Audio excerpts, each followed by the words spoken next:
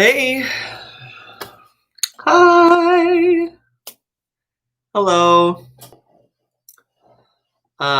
Let's see. Is this? Whoa. Whoa. What was that? Hi. Um, welcome. It's the 4th of January. Hi. On in the year 2021. It's 7:29 p.m. My name is Jarrett Earl Casey. Sorry. And I'm up at my parents' house in Ogden, Utah. I'm in the spare bedroom. And yeah, so I'm so grateful to be here today. I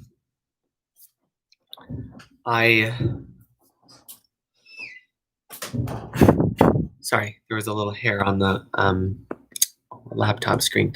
So I'm here with you one more day. I felt very much improved today. So yesterday was an improvement, and then today was almost normal.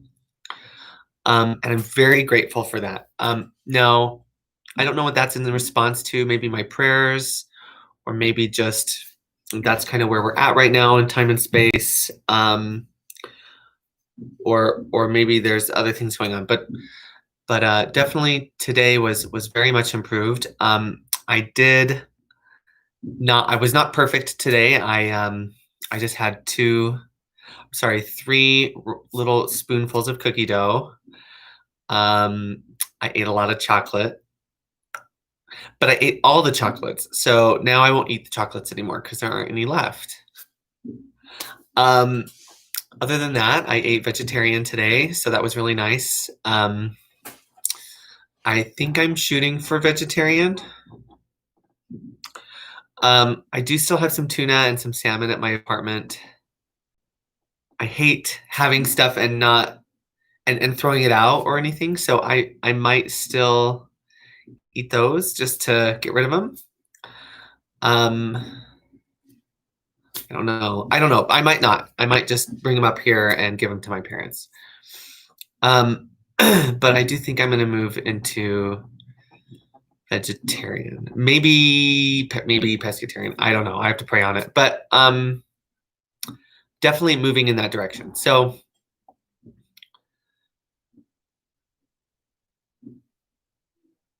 so that said, I got the computer returned to Health Equity today. I finally got a correct label with my name correct on it. So I was like, okay, cool, I can send this. I filed something with a government agency, and I was gonna get a haircut, but I didn't. So that's kind of how my day was. I slept in.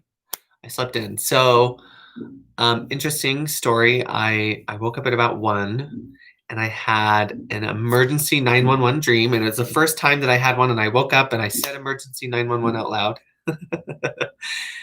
I said, emergency 911, I'm an alcoholic. Which I'm not an alcoholic, but in my dream, I was just sleeping and I was having other dreams, and then I got pulled into a dream, which I think for someone else might have been a life experience similar to this one. So, but I got pulled into the middle of that dream, where there was a man who was drunk, who had a very woozy mind, and he was having sex with someone. And I think he may have been raping her. I don't know. But it felt like he was my grandfather, my grandpa Casey. But I don't know if it was him or maybe it was someone in his soul path. Um, I'm still not sure how all this psychic stuff works. I am learning. I've always known that sleep and dreams would be very important in this lifetime for me, and that it's also very important that I get my rest. But up until now, a lot of my dreams have just been very symbolic, a lot of messages. But this is the first. Now I'm starting to experience where I think I'm getting pulled into some other people's experiences out through time and space in my dream world so that I can raise the alarm. So I did it right. I got pulled in. I realized what was happening. I woke up and I said, "Emergency 99, emergency 911." I'm an alcoholic, which doesn't mean I'm an alcoholic. But whoever was in that dream doing that was an alcoholic.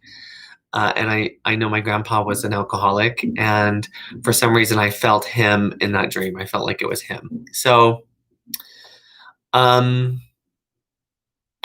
I journaled it. So I've been guided to, when I have those experiences, to wake myself up as soon as possible, say emergency 911 and what's going on, and then journal it down. So I did that, and I went back to sleep, but I went downstairs. I went to go downstairs. I thought, like, oh, okay. So I'm gonna go ahead and go downstairs and sleep in the downstairs bedroom with my mom. Um, and then I kind of had this back and forth thought. I was like, well, maybe not.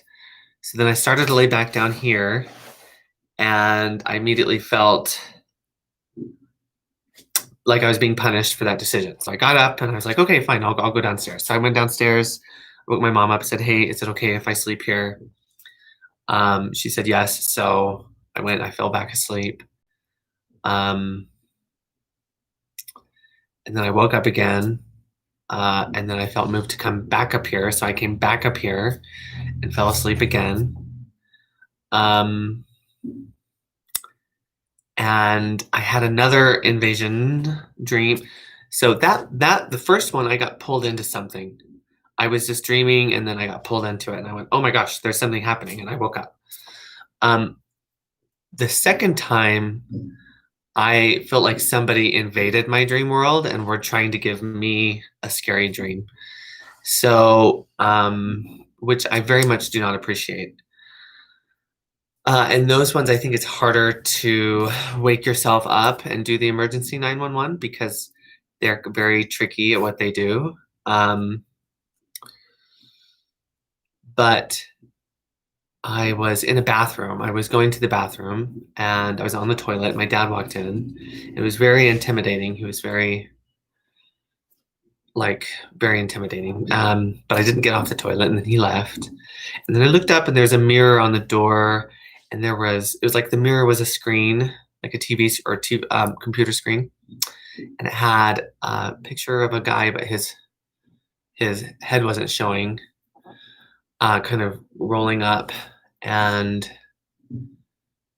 then a bunch of people lined up, and then they started a basketball game. There was a basketball game, but as the people were lining up, they were all men.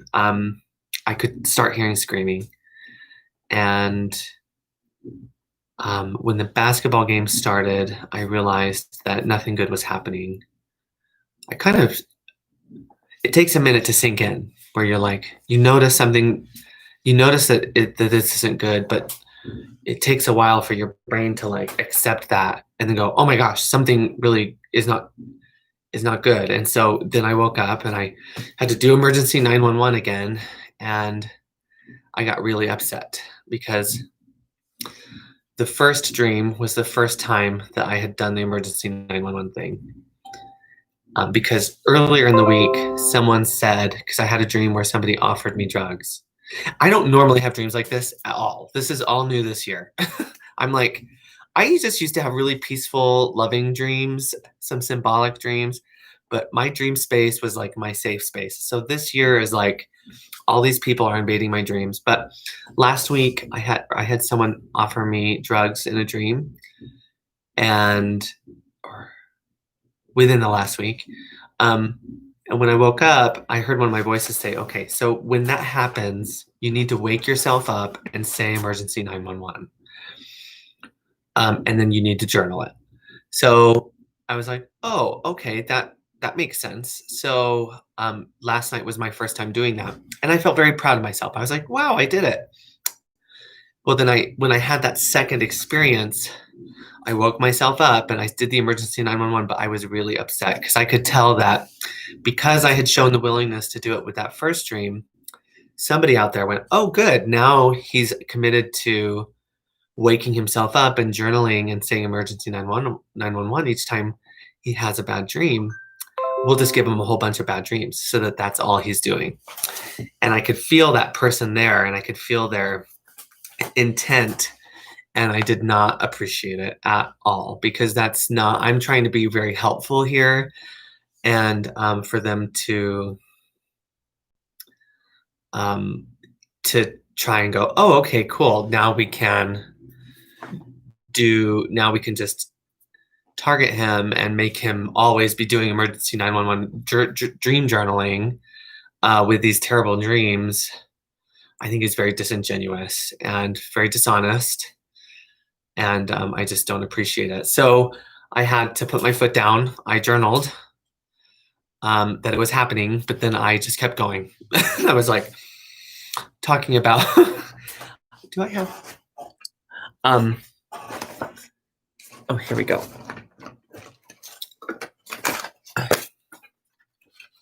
I was so upset. Some of these people, they just don't know what they're doing. Yes, I said, I believe there are not very good people now attacking my dreams, because I wrote that I would report them here. These are very disingenuous and manipulative people who would like to control my life by simply thinking judgmental and punishing things at me, and considering that valid direction, instruction, guidance, or communication. It is not.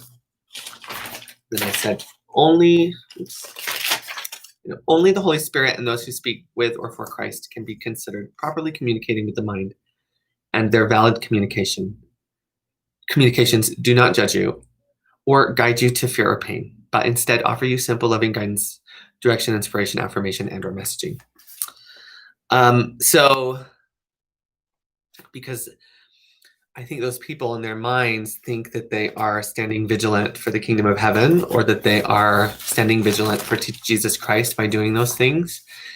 And because they see me as an apostate, because I see gay families as equal in the eyes of God as straight families. And because I haven't returned to the church. Which I'm still trying to figure out if I was ever. I have a memory from at least 100 years ago of, I think, being a member of the church, but I don't know if I'd ever gone through the temple or not. But I had a conversation, and I'm talking about the Church of Jesus Christ of Latter-day Saints. I'd had a conversation. We knew that I was going to be born again in the future. And I communicated to them, to this family of mine that wasn't really my family, but they were my faith family, that we were discussing how I would be born in the future. And I said, I'm probably going to be born gay. I just want you to know. And they were like, we know. We know. And they were like, you have to join the church. And I said, okay, well, I just want you to know I probably won't. And they were like, we know. And I said, okay, well, what's going to happen? And they're like, I'm telling you right now, I'm probably going to be gay, and I'm probably not going to join the church. And they're like, we have to tell you that you have to join the church. And I go, okay, well, what if I don't? And they said, well, we will make that decision when it happens. And I was like, okay. So they were like telling me that they knew I'd be gay, and that they knew I probably wouldn't join the church. But they felt trapped in saying they couldn't tell me that it was okay. They had to tell me, well, you have to join the church because that's what you have to tell people. but they did leave open something that it might be forgivable or forgiven if I didn't, by telling me that they would make that decision when it happened. So I feel like there's kind of dancing around this language of, we know what's going to happen. We love you so much. We have to tell you that you have to join the church. But in the event that you don't, because we also kind of know that you won't, we don't want to tell you that you're damned or anything like that. We'll just make a decision when that happens because we do really love you. That was kind of the subtext that I was receiving. So I don't know where that stands. I've been looking up. Someone called me a child of perdition. I'm pretty sure I've been left behind. I'm so upset about this. Nobody's ever talked to me in my whole life about any of this. It's all happened in the last 6 months that I've even been remembering this stuff. I'm so confused. My whole world's been changing. I feel like everything's turning in on me. Everyone in my life has changed. Or just is no longer there. And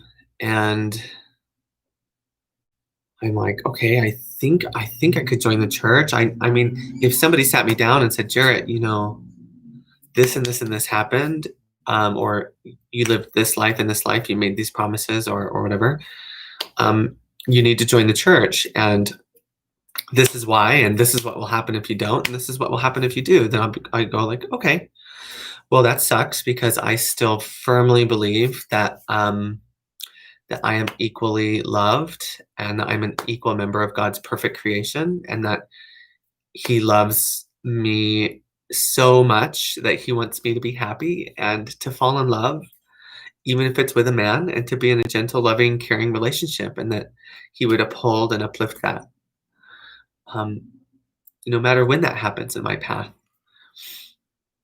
But okay, if you're telling me that, then I'm willing to give up on that dream.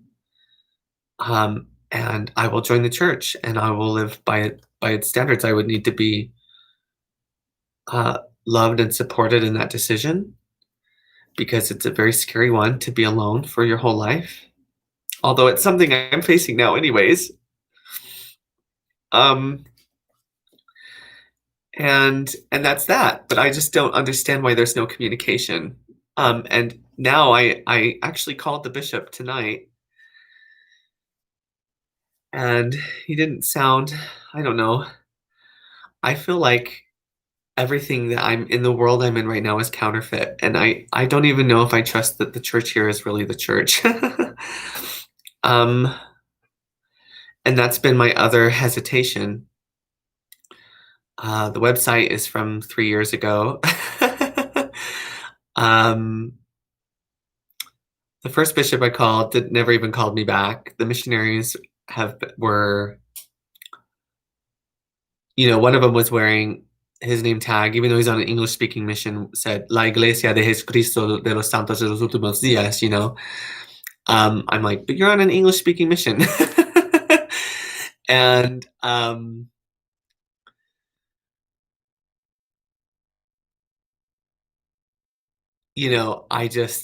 was like, am I even in a real place? Are these real representatives of the Church of Jesus Christ of Latter-day Saints? Am I being mocked? Am I being manipulated or maneuvered? Am I being used as a pawn or a scapegoat?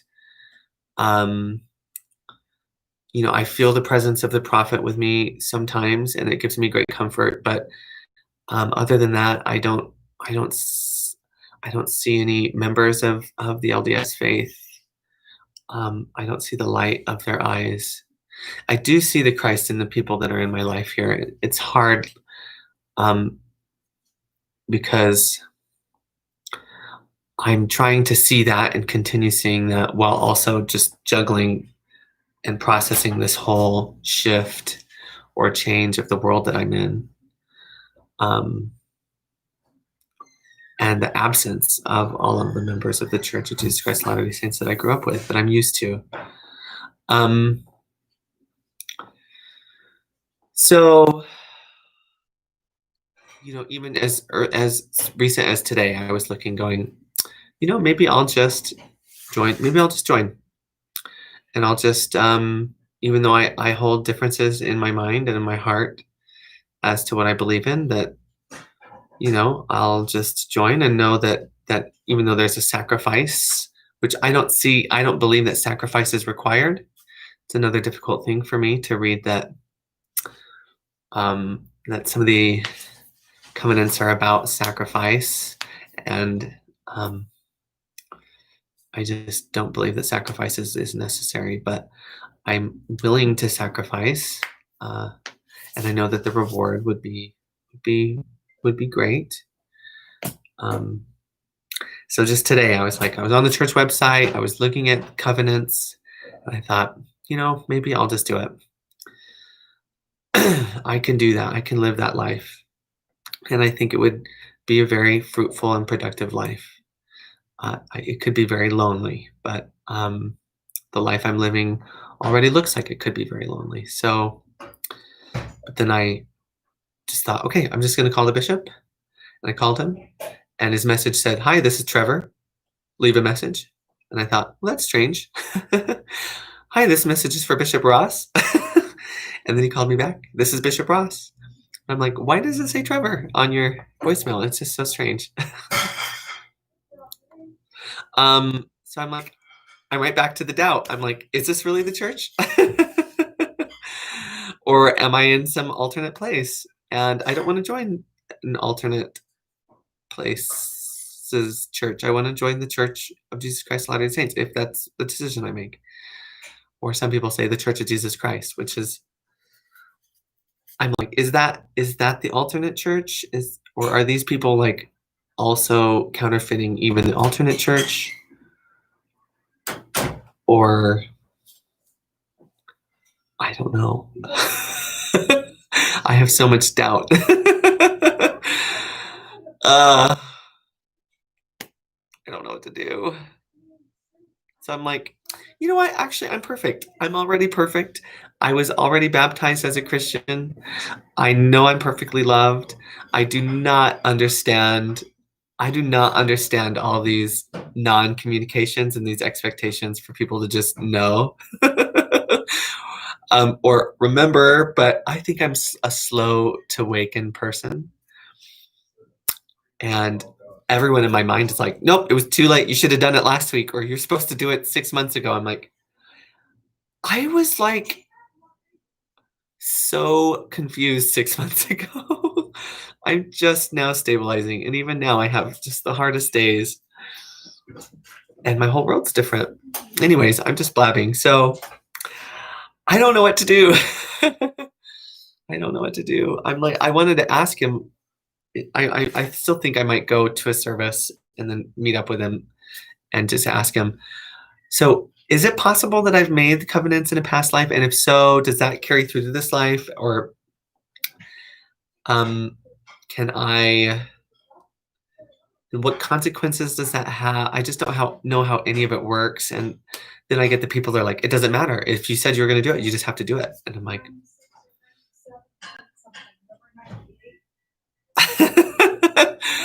I don't know. I just don't know if I believe that. I just don't know if I believe that. But man, oh man, are they powerful. I'm like, well, I don't live in the United States anymore. Goodbye, freedom. But what do you do? I just keep praying. I really do. I'm like, I know he loves me so much. I'm sure that he wants me to be happy and that he wants people to speak to me.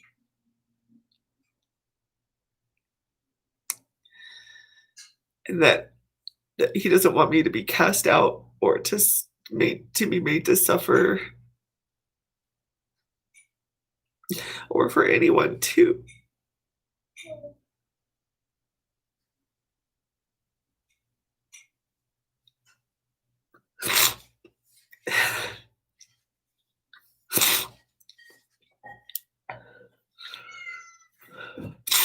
So I don't know what to do.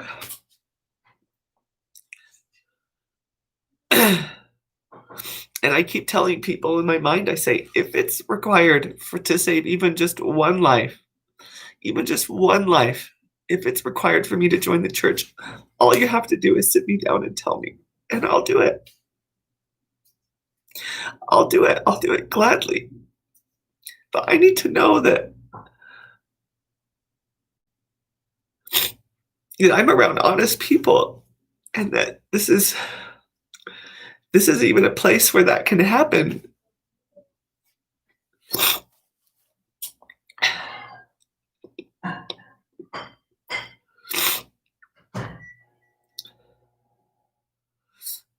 And then I'm like, in absence of that, I'm just gonna try and do my best and know that I'm perfect in his eyes and that he truly does want me to be happy. I specifically remember that coming down to live this life was like, that was my big thing, was that I was gonna finally find love and get married and have a loving relationship. That was like a big reason why I'm here. And then of course this life happened and all these people just swarmed in on me.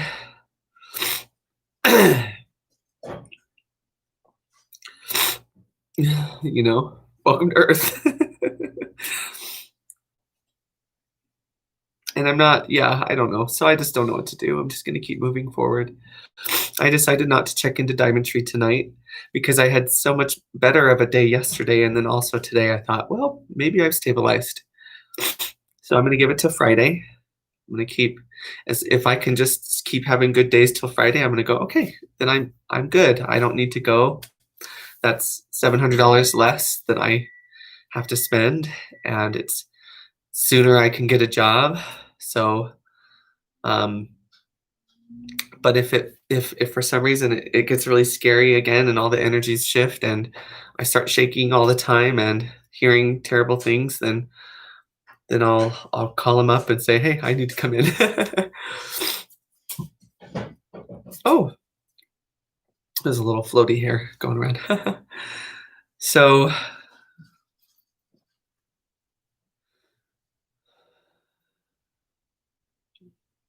that's kind of where I'm at. Oh, let's just exit. I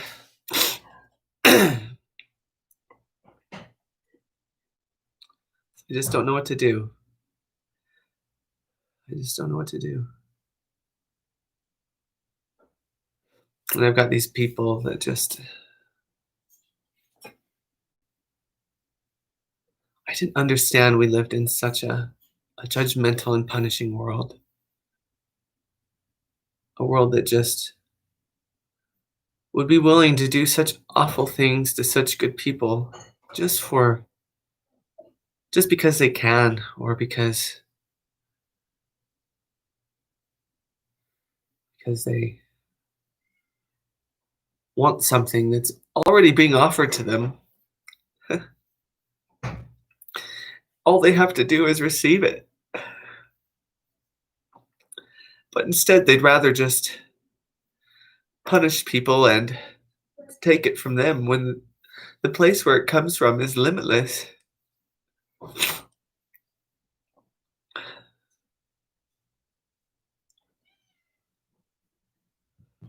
In its abundance and its freedom. And I'm realizing that people here don't understand the real meaning of the word freedom. They keep saying, well, you have a choice. That's your freedom. You have a choice. You can do this or you can do this. So you are free. And it's like, no, you don't understand what real freedom is. And I understand I have a choice, but not really. Because you're saying, okay, you have a choice. You can do this or this. It's like, actually, I can do anything. But you're right. I feel so chained down in this world, and they give you these two choices, and either one has far too great a cost attached to it. They're so obsessed with the price and the payment and the punishment. It's so difficult. And I'm starting to realize that I think my grandpa is not the devil, but I think a lot of people called him that. He, I just remember I'm having memories of discussions with him in the before life, but some of them are very endearing. He had this one idea of putting fish attaching fish to your down here so and you could get by with it as an approved something, but if you ever got hungry, you'd have a fish. You could just pull one of the fish out. He was so excited about that idea. He thought it was so funny. But he was like, "It's a good idea. It'll look crazy, it'll look bad, but you know what? You'll never go hungry." And I thought, "Oh, he's so weird." But, um, but it's a very endearing memory. And, but he just wanted me so bad to be this perfect person to make our family look good, and I've fallen so short of that, and I know he's so upset with me. I keep hearing that my whole family is just so disappointed, and, that's really difficult for me too. I keep thinking, I wish somebody would have just sat me down. For years, almost a decade, I just gave up hope. I didn't think I knew people loved me. I kept thinking, I don't know why. I don't know why so many people still love me. I just totally gave up on myself. And now it's like I'm really realizing just how far our lives reach. And I keep thinking, why didn't someone just sit me down and speak to me? And still no one does.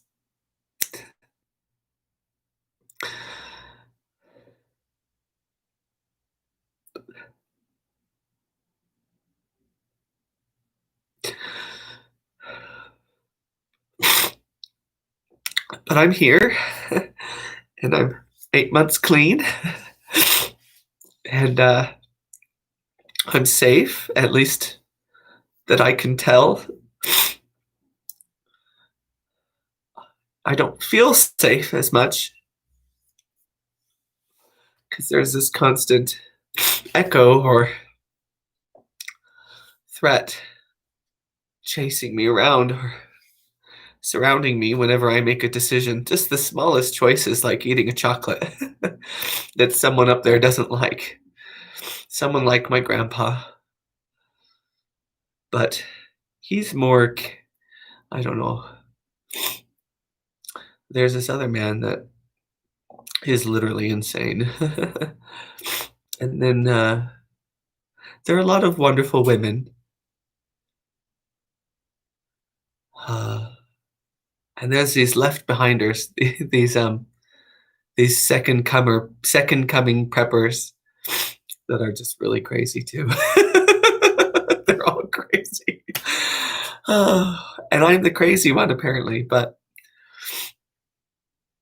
I know they're all good people and that they all care for Jesus Christ very much, just as we all do. And I know that somehow we share this world together and we have to work with one another to prepare a world that can receive him and that's worthy of who we are, right? Of who we truly are. And I just keep thinking, I wish we could all just sit and speak to one another. He keeps saying, I wish you were a Republican. Or the one I'm hearing lately is, I wish you had a career in real estate. Like, I do too. But I don't. And who cares? Who cares? Who cares? It's not who I am.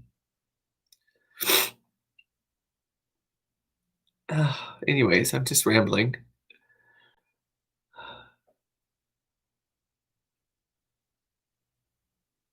There's just so much.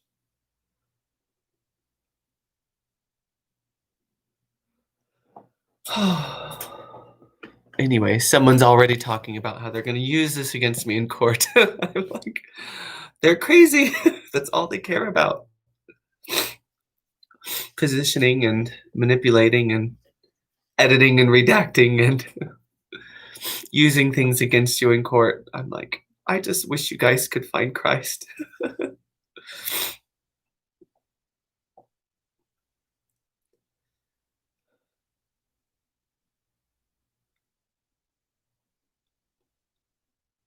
He's right here.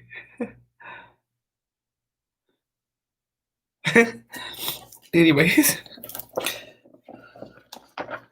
Okay. So here we have lesson 2. I have given everything I see in this room, on this street, from this window, in this place, all the meaning that it has for me. The exercises with this idea are the same as those for the first one. Begin with the things that are near you and apply the idea to whatever your glance rests on. Then increase the range outward.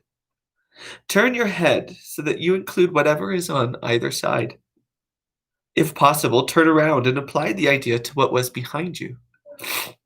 Remain as indiscriminate as possible in selecting subjects for its application. Do not concentrate on anything in particular, and do not attempt to include everything you see in a given area, or you will introduce strain.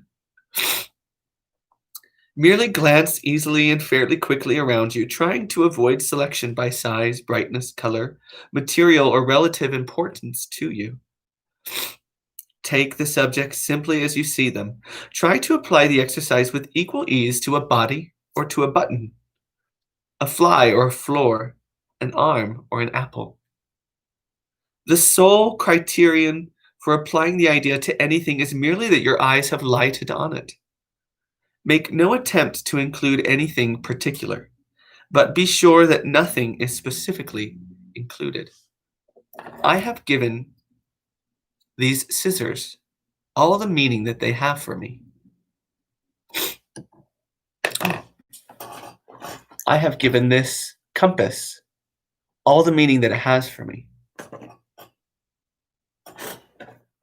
I have given this New Year's card all the meaning that it has for me. I've given this hand all the meaning that it has for me.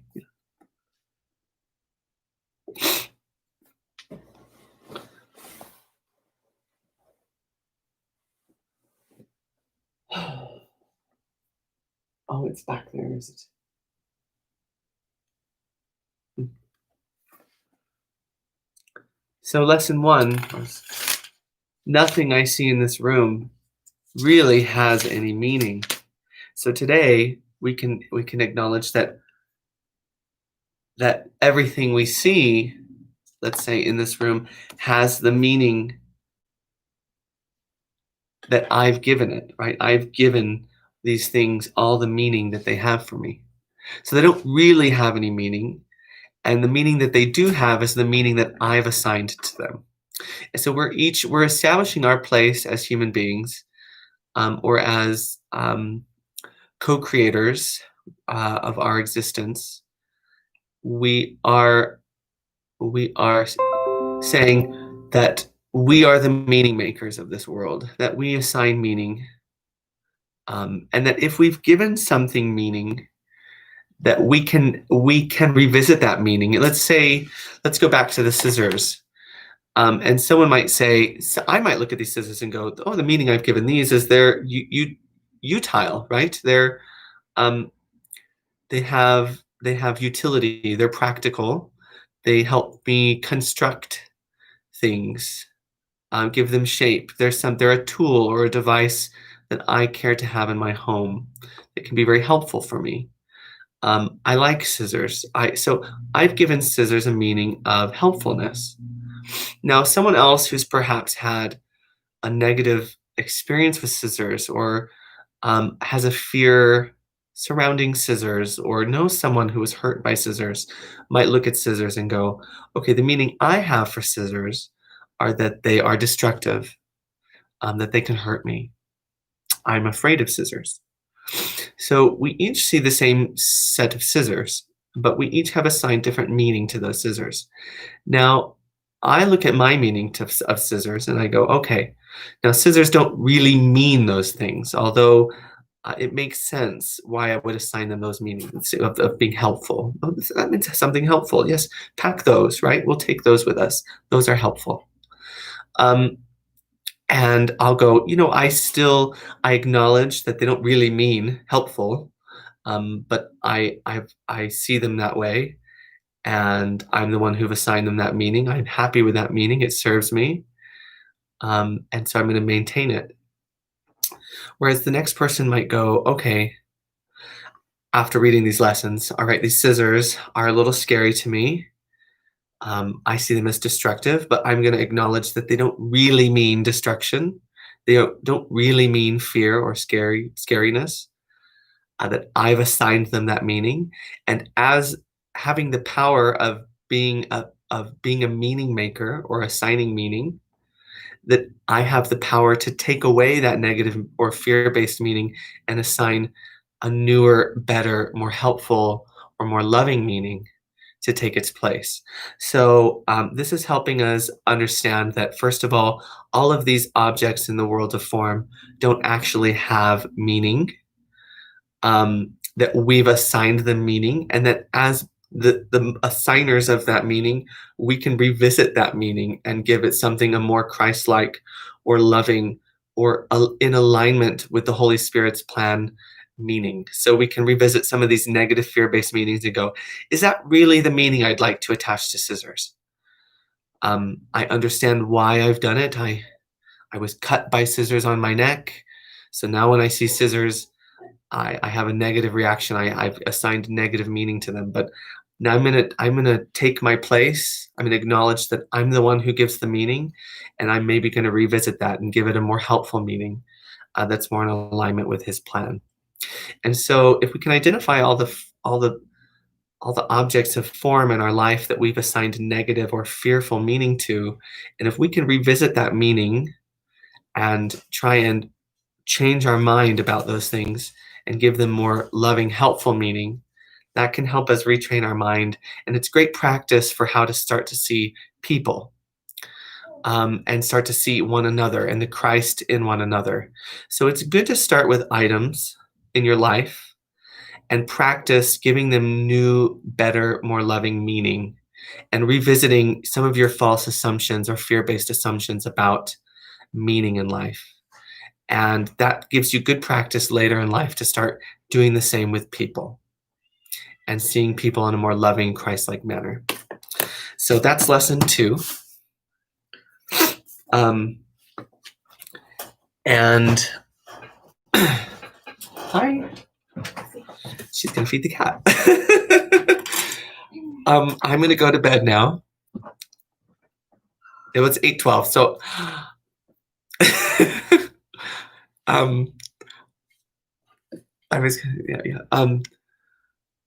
So I'm gonna go to bed, and thank you. And if you're out there, I miss you. I miss everyone. I am with very loving.